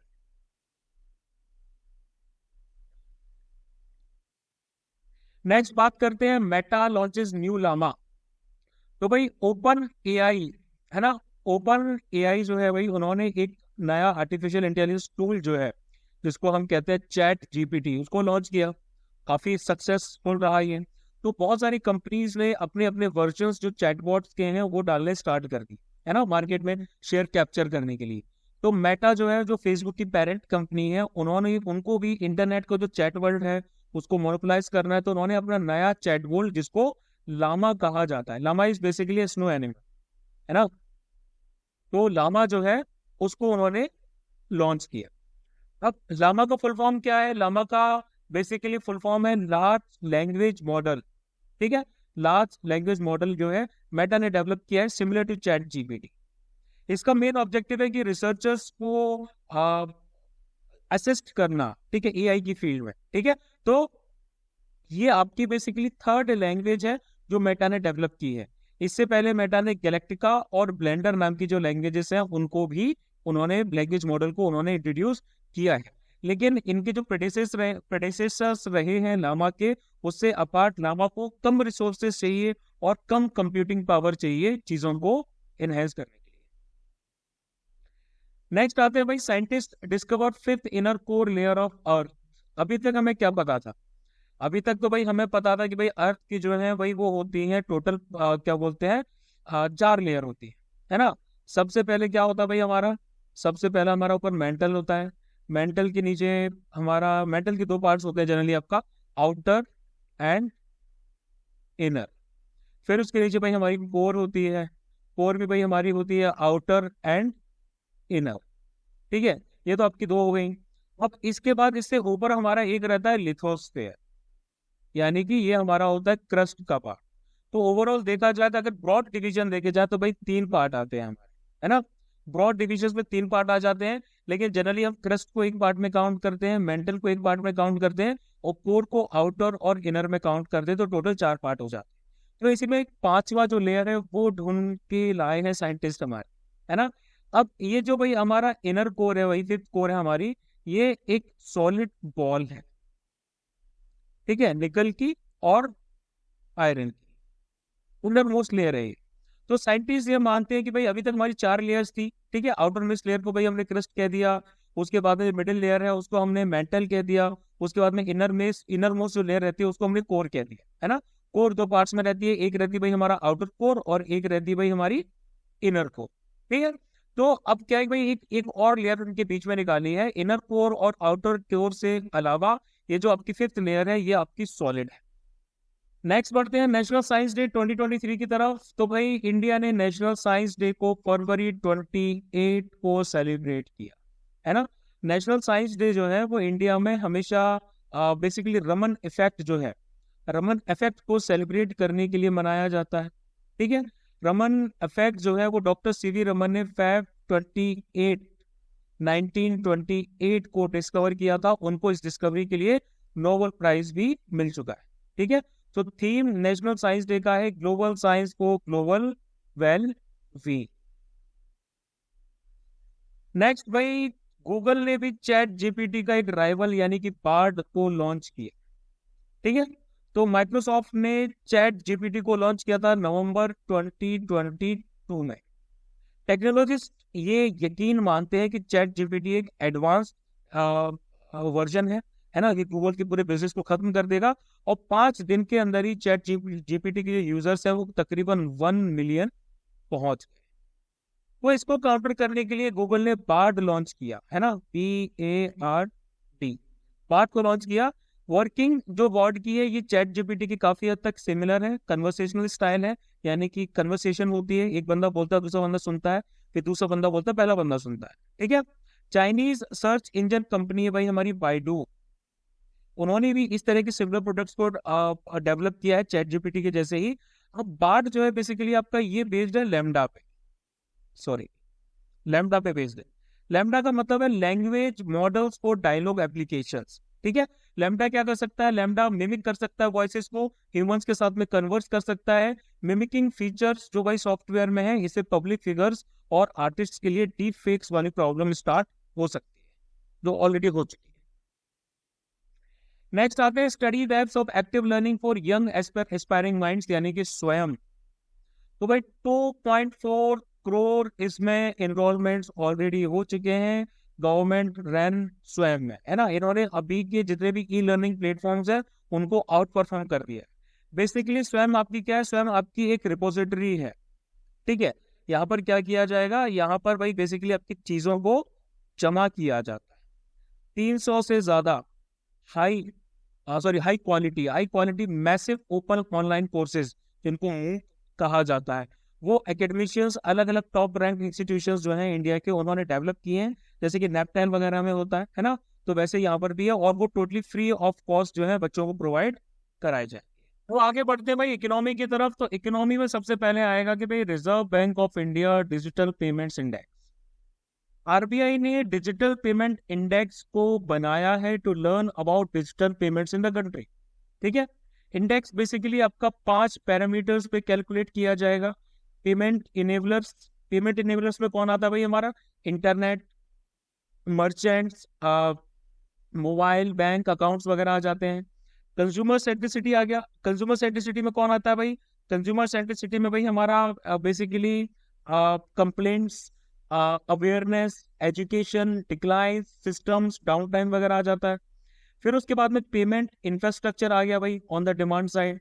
तो payment infrastructure on the demand side में भाई हमारे आ जाते हैं debit card, fast tags, customers जो भाई मोबाइल और इंटरनेट बैंकिंग के साथ में रजिस्टर्ड हैं, प्रीपेड पेमेंट्स हो गए, इंस्ट्रूमेंट्स हो गए, क्रेडिट कार्ड्स हो गए, डेबिट कार्ड्स हो गए। और उसके बाद payment infrastructure on the supply side आ जाता है। तो payment infrastructure on supply side में आ जाती है बैंक की branches, ATMs, QR codes, intermediaries, POS terminals, business correspondents वगैरह। ये सब भाई हमारे payment infrastructure on supply side आ जाते हैं। इसके साथ में हमारा पेमेंट परफॉर्मेंसेस भी आते हैं। पेमेंट परफॉर्मेंसेस में हम काउंट करते हैं कितना कैश विड्रॉल हुआ है, करेंसी कितनी सर्कुलेशन में है, पेपर क्लियरिंग, यूनिक यूजर्स वगैरह वगैरह। तो ये सारे के सारे भाई आपके पैरामीटर्स हैं जिन पे हमारा डिजिटल पेमेंट इंडेक्स को आरबीआई के द्वारा जज किया जाएगा, ठीक है। तो ये इंडेक्स भाई हमारा 2018 को बेस पीरियड लेके कैलकुलेट किया जा रहा है। 2023 का जो DPI इंडिया में है वो 377.46 रहा। 2022 में भाई DPI 349.30 था, और 2021 में ये था मात्र 304.06। तो भाई आरबीआई ने कंक्लूड किया है कि देश में जो हमारा DPI है वो 2018 के कंपैरिजन में 24.13% बढ़ा है। नेक्स्ट आते हैं भाई ग्लोबल क्वालिटी इंफ्रास्ट्रक्चर इंडेक्स यानी कि GQII 2021। तो ग्लोबल क्वालिटी इंडेक्स इंफ्रास्ट्रक्चर जो है वो 184 वर्ल्ड इकोनॉमीज के लिए रिलीज किया गया था based on the quality of their infrastructure. India को रैंक दी गई 5th, ठीक है। तो ये जो स्टैंडर्डाइजेशन रैंकिंग है, ठीक है, स्टैंडर्डाइजेशन रैंकिंग में इंडिया भाई हमारी 9th स्पॉट पे थी, और क्रेडिट ज्यादा है BIS, ठीक है। और मेट्रोलॉजी सिस्टम में हमारी रैंकिंग जो थी वो 21st थी, उसके लिए क्रेडिट जाता है NPLCSIR, ठीक है। तो ओवरऑल गुड इंफ्रास्ट्रक्चर जो क्वालिटी इंडिया की है वो क्वालिटी काउंसिल ऑफ इंडिया के द्वारा मेंटेन की जा रही है ना। तो काउंसिल को बेसिकली इंडिया की टॉप रैंकिंग में लाने के लिए भी काफी ज्यादा क्रेडिट जाता है। QCI यानी कि quality council of India basically India की बैकबोन है, किस मामले में, इंडिया के इंटरनेशनल ट्रेड में, है ना। इनको इंडिया को जो भी इंटरनेशनल रैंकिंग मिल रही है वो बेसिकली QCI के अच्छे काम की बदौलत ही मिल रही है ना, क्योंकि वो इंटरनेशनल पार्टनर्स में काफी ज्यादा ट्रस्ट बढ़ा रहा है। तो QCI क्या करती है, QCI आपकी नेशनल बॉडीज को ऑपरेट करती है, जैसे कि NPI, CISR, BIS वगैरह, इनको ऑपरेट करने का काम भाई हमारा क्वालिटी काउंसिल ऑफ इंडिया का है। तो इनको बेसिकली नेशनल एक्रीडेशन सिस्टम का कस्टोडियन भी कहा जाता है, ठीक है। तो भाई हमारा NABSB क्या है, NASB हमारा national accreditation board for certification bodies है, और NABL है हमारा national accreditation board for testing and calibration laboratories, ठीक है। इसके साथ साथ QCI की बात करें तो QCI को 1997 में इस्टेब्लिश किया गया था, ठीक है। इसके मेजर बोर्ड्स भाई हमारे QCI के NABSB और NABL हैं। NABSB और NABL के बारे में आपको पता ही चुका है already. Moving on to the next आता है भाई हमारा एंजल टैक्स। तो section 56 to 7th B income tax act का जो है उसको एंजल टैक्स कहा जाता है, ठीक है। ये टैक्स बेसिकली आपके स्टार्टअप्स पे लगाया जाता है। फॉर एग्जांपल मान लीजिए आपका कोई स्टार्टअप है ना, उस स्टार्टअप ने 1 लाख शेयर जो है वो आपके किसी इंसान को बेचे, कोई भी पर्सन है उसको बेचे, है ना। सेलिंग प्राइस एक शेयर की कितनी रखी है भाई, सेलिंग प्राइस एक शेयर की इन्होंने रखी है 5,000 रुपए, ठीक है। तो भाई ये जो इंसान है इसके पास कितना पैसा आ जाएगा, 5 करोड़ रुपए आ जाएंगे इसके पास में, ठीक। और actual market value in shares की जो है वो कितनी है, वो सिर्फ है 2,000 एक्चुअल मार्केट वैल्यू, ठीक है। तो 20 करोड़ रुपए जो है वो उसकी एक्चुअल मार्केट वैल्यू, ठीक है। 20 करोड़ जो है उसकी, सॉरी 5 नहीं 50 करोड़, है ना। तो 20 करोड़ उसकी क्या है भाई, 20 करोड़ इसकी जो है एक्चुअल वैल्यू हुई। तो ये जो इंसान, जो स्टार्टअप है, इन्होंने 30 करोड़ रुपए जो है एक्स्ट्रा कमा लिए प्रॉफिट के तौर पे। तो अब इन 30 करोड़ रुपए पे उनको क्या करना पड़ेगा, टैक्स देना पड़ेगा। इसी को कहा जाता है एंजल टैक्स। नेक्स्ट आता है you gov report on disposable income. तो YouGov जो है भाई ये आपके एक इंटरनेशनल डेटा एनालिटिक्स फर्म है, यूके में बेस्ड है ना। इन्होंने रिसेंटली डिस्पोजेबल इनकम पे एक रिपोर्ट जारी की है। डिस्पोजेबल इनकम आपकी वो इनकम होती है जो सिटीजन्स के पास में रहती है आफ्टर डिडक्टिंग टैक्सेस, है ना। The amount of money that an individual or household has to spend or save after income tax have been deducted. सारे टैक्स काट लेने के बाद में जो पैसा आपके पास बचता है वही होती है डिस्पोजेबल इनकम, यानी कि इसको आप खर्च कर सकते हैं, ठीक है। तो YouGov की जो रिपोर्ट है उनका ये कहना है कि more than 1/3 of urban Indian citizen, है ना, वो ये क्लेम करते हैं कि उनकी डिस्पोजेबल इनकम जो है वो कम हो गई है, यानी कि टैक्सेस बढ़ गए। फिर आते हैं भाई India Singapore link digital payment UPI and पे नाउ। तो यूपीआई मोबाइल पेमेंट मेथड है इंडिया में, हम सब जानते हैं, सब यूज करते हैं उसको। तो उसी तरीके से पे नाउ जो है ना, वो आपका पेमेंट मेथड है सिंगापुर। तो दोनों कंट्रीज ने प्लान किया है कि इन दोनों मोबाइल पेमेंट मेथड्स को इंटीग्रेट किया जाए, लिंक किया जाए। लिंक को जो है वो वर्चुअली किया गया आरबीआई गवर्नर शक्तिकांत दास और MD of the Monetary Authority of Singapore Ravi Menon के जरिए, ठीक है।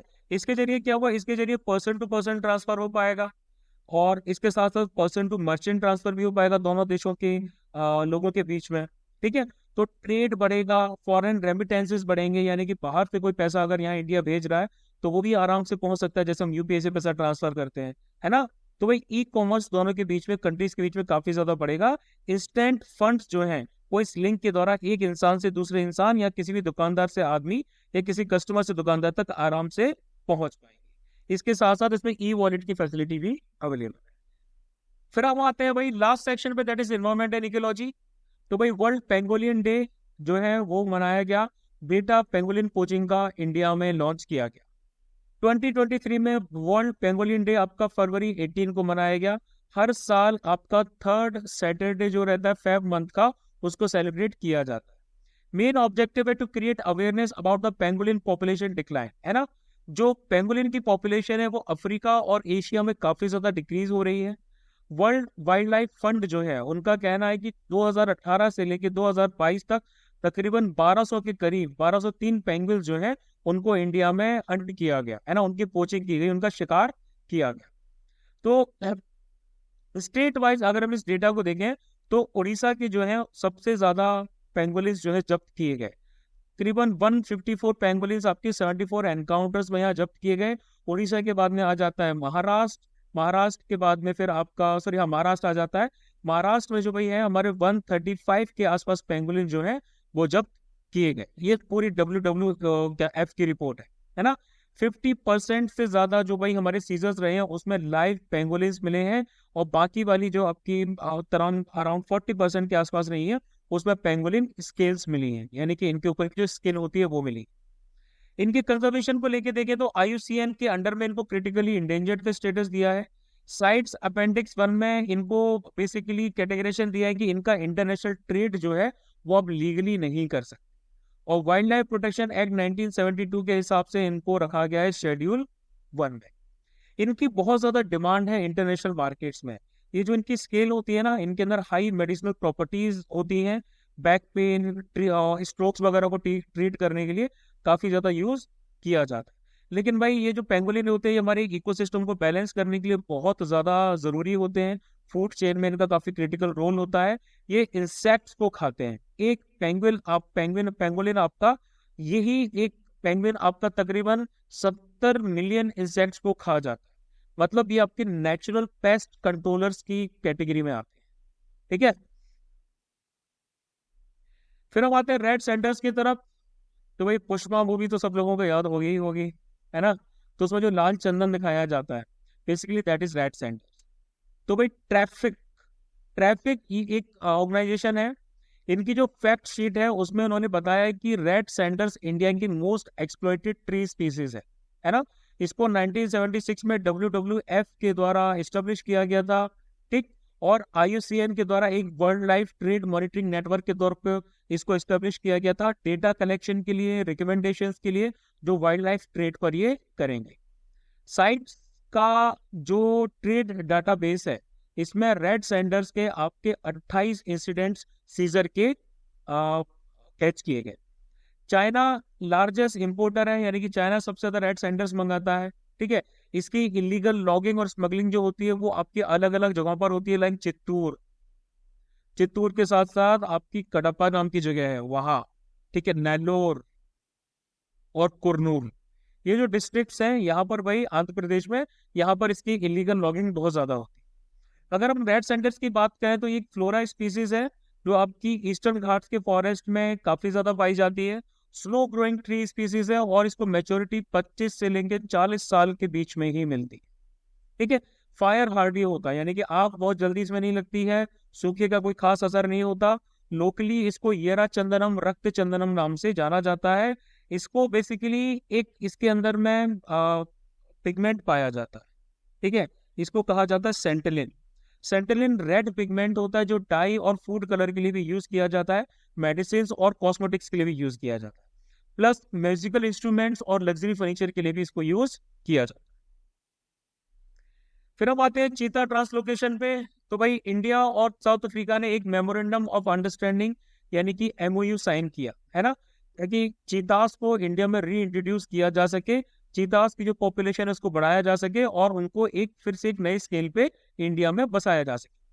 तो इंडिया में जो चीतास है वो Phinda game reserve, Tswalu Kalahari reserve, Waterberg biosphere, Kwandwe game reserve और मापेसू गेम रिजर्व जो है वो लोग उपलब्ध कराएंगी, सारी ऑर्गेनाइजेशन जो है उपलब्ध कराएंगी। और इंडिया में इसको भेजा गया है कूनो नेशनल पार्क मध्य प्रदेश में फ्रॉम नामीबिया।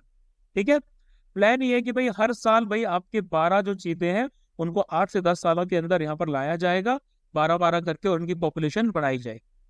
1952 में चीतास को एक्सटिंक्ट की कैटेगरी में डाल दिया गया था उनकी ओवर हंटिंग और लॉस ऑफ हैबिटेट की वजह से। तो इनका ट्रांसलोकेशन जो है वो प्रोजेक्ट चीता के अंडर में किया जा रहा है, वर्ल्ड का first intercontinental large world wild carnivore translocation project. ठीक है, national tiger conservation authority NTCA nodal agency है इस प्रोजेक्ट के लिए, वही रिस्पॉन्सिबल है। चीता वर्ल्ड का फास्टेस्ट मैमल होता है, की स्टोन स्पीसीज होता है, यानी कि पूरी इकोसिस्टम को डिफाइन करता है, खासकर आपके ड्राई फॉरेस्ट, स्क्रब फॉरेस्ट और सवन्नास। इसको अपेंडिक्स 1 ऑफ साइट्स के अंदर में प्रोटेक्शन का दर्जा दे रखा है। IUCN स्टेटस भाई आपका अफ्रीकन चीता वनरेबल और Asiatic cheetah critically endanger.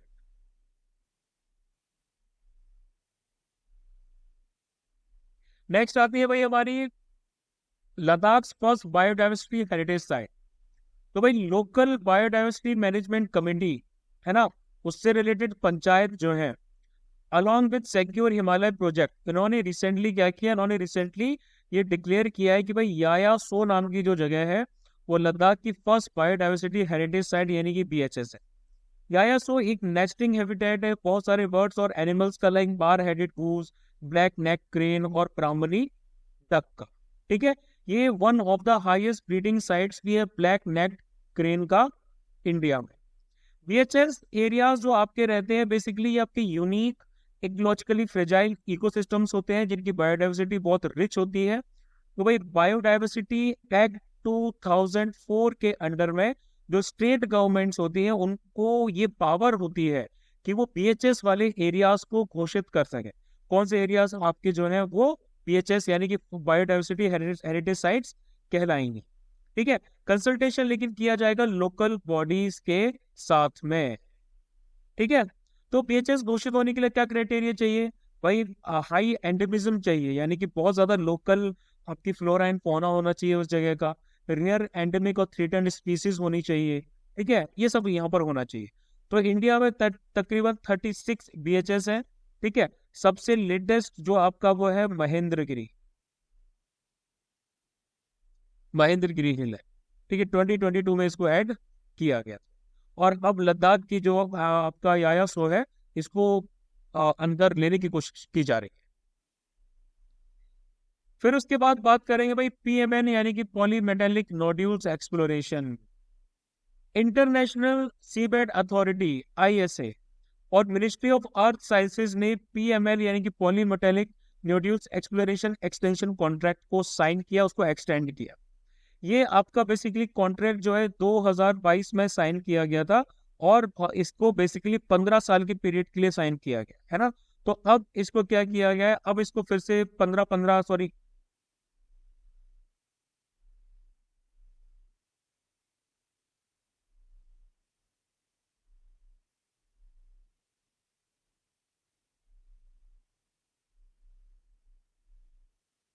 Next हम बात करेंगे PMN यानी कि पॉलीमेटालिक नोड्यूल्स एक्सप्लोरेशन की। तो इंटरनेशनल सीबेड अथॉरिटी और मिनिस्ट्री ऑफ अर्थ साइंसेज ने PMN polymetallic nodules exploration extension contract को साइन किया है।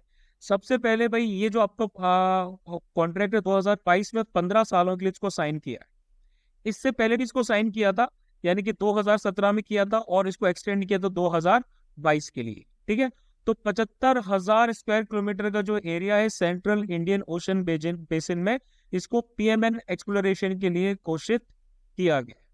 PMN आपके स्मॉल पोटैटो लाइक राउंडेड एक्रीशंस होते हैं। इसमें मिनरल्स होती हैं, मैंगनीज, निकल, कोबाल्ट, कॉपर और आयरन हाइड्रो ऑक्साइड। इनकी इकोनॉमिक और स्ट्रेटेजिक इंपॉर्टेंस बहुत ज्यादा होती है। जो भी मेटल्स आपके PMN से एक्सट्रैक्ट किए जाते हैं, इनको electronic devices, smartphone, solar panels वगैरह में यूज किए जाते हैं। तो अगर हम इस रीजन के 10% PMN का यूज कर लें, तो भाई इंडिया अपनी एनर्जी रिक्वायरमेंट तकरीबन आने वाले 100 सालों तक पूरी कर सकता है। फिर नेक्स्ट आते हैं climate smart varieties of wheat. तो भाई Indian agricultural research institute IARI के जो साइंटिस्ट हैं, उन्होंने 3 क्लाइमेट स्मार्ट वैरायटीज जो है वीट की वो डेवलप की, ठीक है। इनको उन्होंने कहा है माइल्ड वर्नलाइजेशन रिक्वायरमेंट, यानी कि इनको सर्टेन मिनिमम पीरियड चाहिए होगा लो विंटर टेम्परेचर्स का, ताकि ये इनकी कलियां जो है, बालें जो है वो फूलने लगे, है ना। ये वैरायटीज भाई आपकी है HDCSW18, ठीक है, HD3410 और HD3385। HD3410 जो है, इसकी हायर ईल्ड पोटेंशियल है, यानी कि पर हेक्टेयर पे 7.5 टन की ये पैदावार देती है, और प्लांट की हाइट जो रहती है 100 से लेके 105 सेंटीमीटर तक रहती है। इसी में HD3385 जो है लीस्ट लॉजिंग प्रोन है, यानी कि most amenable for early sowing. आप इसको जल्दी बो सकते हैं। लॉजिंग का मतलब होता है कि permanent displacement of above ground parts of a crop from its upright position, ठीक है। फिर नेक्स्ट आते हैं लिम्फेटिक फिलरेसिस पे। तो रिसेंटली एक ऑर्गेनाइजेशन है जो है भाई आपकी मास ड्रग एडमिनिस्ट्रेशन, MDA, इसको लॉन्च किया गया ministry of union health and family welfare के द्वारा।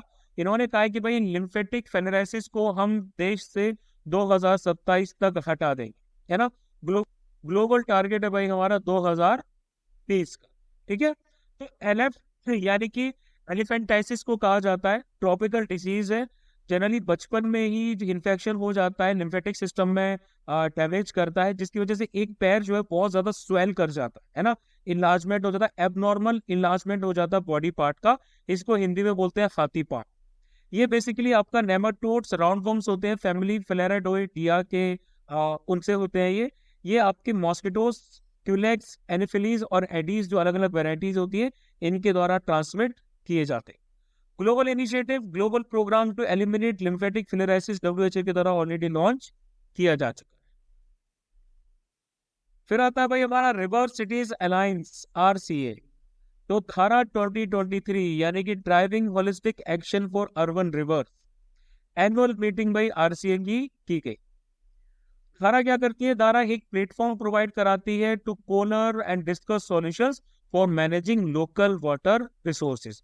RCA क्या है भाई, RCA एक डेडिकेटेड प्लेटफॉर्म है रिवर सिटीज के लिए, जो सिटीज आपके रिवर्स के पास में सिचुएटेड है, to ideate, discuss and exchange information for sustainable management of urban rivers. तो 3 ब्रॉड थीम्स पर आरसीए फोकस करता है: नेटवर्किंग, कैपेसिटी बिल्डिंग और टेक्निकल सपोर्ट.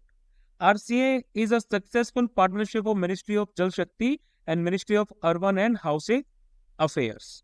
ठीक है. फिर नेक्स्ट आता भाई हमारा बाइस्फेनॉल ए यानी कि बीपीए केमिकल. तो रिसेंटली कुछ स्टडीज हुई है, उसमें यह हाईलाइट किया गया है कि मॉस्किटोज में जो ब्रीडिंग है वो एक्सेलरेटेड हो गई है due to the presence of bisphenol A in urban drains. यानी कि सिटीज के आसपास जो आपके सीवर्स रहते हैं उनमें बाइस्फेनॉल यानी कि बीपीए केमिकल की प्रेजेंस पाई गई है. बीपीए आपका एक केमिकल है जो लार्ज क्वांटिटीज में प्रोड्यूस किया जाता है आपका पॉलीकार्बोनेट प्लास्टिक्स के प्रोडक्शन के दौरान. ठीक है. ये आपके shutter proof Windows, IVR, water bottles और इपॉक्सी रेजिन्स के लिए यूज किया जाता है. ठीक है. ये आपका फूड और बेवरेजेस तक आराम से लीच होकर पहुंच जाता है, जिसके इल इफेक्ट्स के तौर पे हाई ब्लड प्रेशर, डायबिटीज और कार्डियोवास्कुलर डिसीज जो है वो हो जाती है. पूरे एंडोक्राइन सिस्टम को ये डिसरप्ट कर देता है, हार्मोन्स के साथ में इंटरफेयर करता है, ब्रेन को इफेक्ट करता है, न्यूट्रिएंट ग्लैंड्स ऑफ फाइटोसिस इन्फेंट्स और चिल्ड्रन को भी इफेक्ट करता है. सबसे लास्ट में सियांग अनाइंग फेस्टिवल. सियांग अनाइंग फेस्टिवल एक इंपॉर्टेंट फेस्टिवल है आदि कम्युनिटी का, जो आपको बुलैंग अरुणाचल प्रदेश में मनाया गया है ना. ये आदि कम्युनिटी की जो नए साल की अराइवल होता है, स्प्रिंग सीजन का जो अराइवल होता है उस दौरान मनाया जाता है, प्लस कम्युनिटी में बॉन्ड को बढ़ाने के लिए. तो आदि जो है इसके अंदर में मेजर ग्रुप्स आते हैं जो आपकी लोअर दिबांग वैली में रहते हैं, खासकर रोइंग और तमकुक एरियाज. पदम्स, मिलाम्स, कोमकार्स, मिनियोंग्स और पासीज आपको कलेक्टिवली जो है वही अपने आप को आदि यानी कि हिल पीपल कहते हैं. इसी के साथ हमारा फैब 2023 के करंट अफेयर्स खत्म हो गए हैं. ठीक है. अब इनकी जो पीडीएफ है वो आपको टेलीग्राम और व्हाट्सएप ग्रुप से मिल जाएगी. Go and read the PDF, उसके मल्टीपल रिवीजन लगाओ, 8 से 10 बार रिवीजन लगाओ. जब नहीं समझ में आ रहा है तो इन लेक्चर्स को रेफर करो. फिर भी नहीं समझ आ रहा है तो please do ask me your doubt. अपने डाउट को आप मुझसे पूछ सकते हो कभी भी in the comments, in the group और एल्सवेयर. ठीक है. तो नेक्स्ट अब हम लेके आएंगे मार्च 2023 के करंट अफेयर्स. तब तक के लिए जय हिंद टू यू.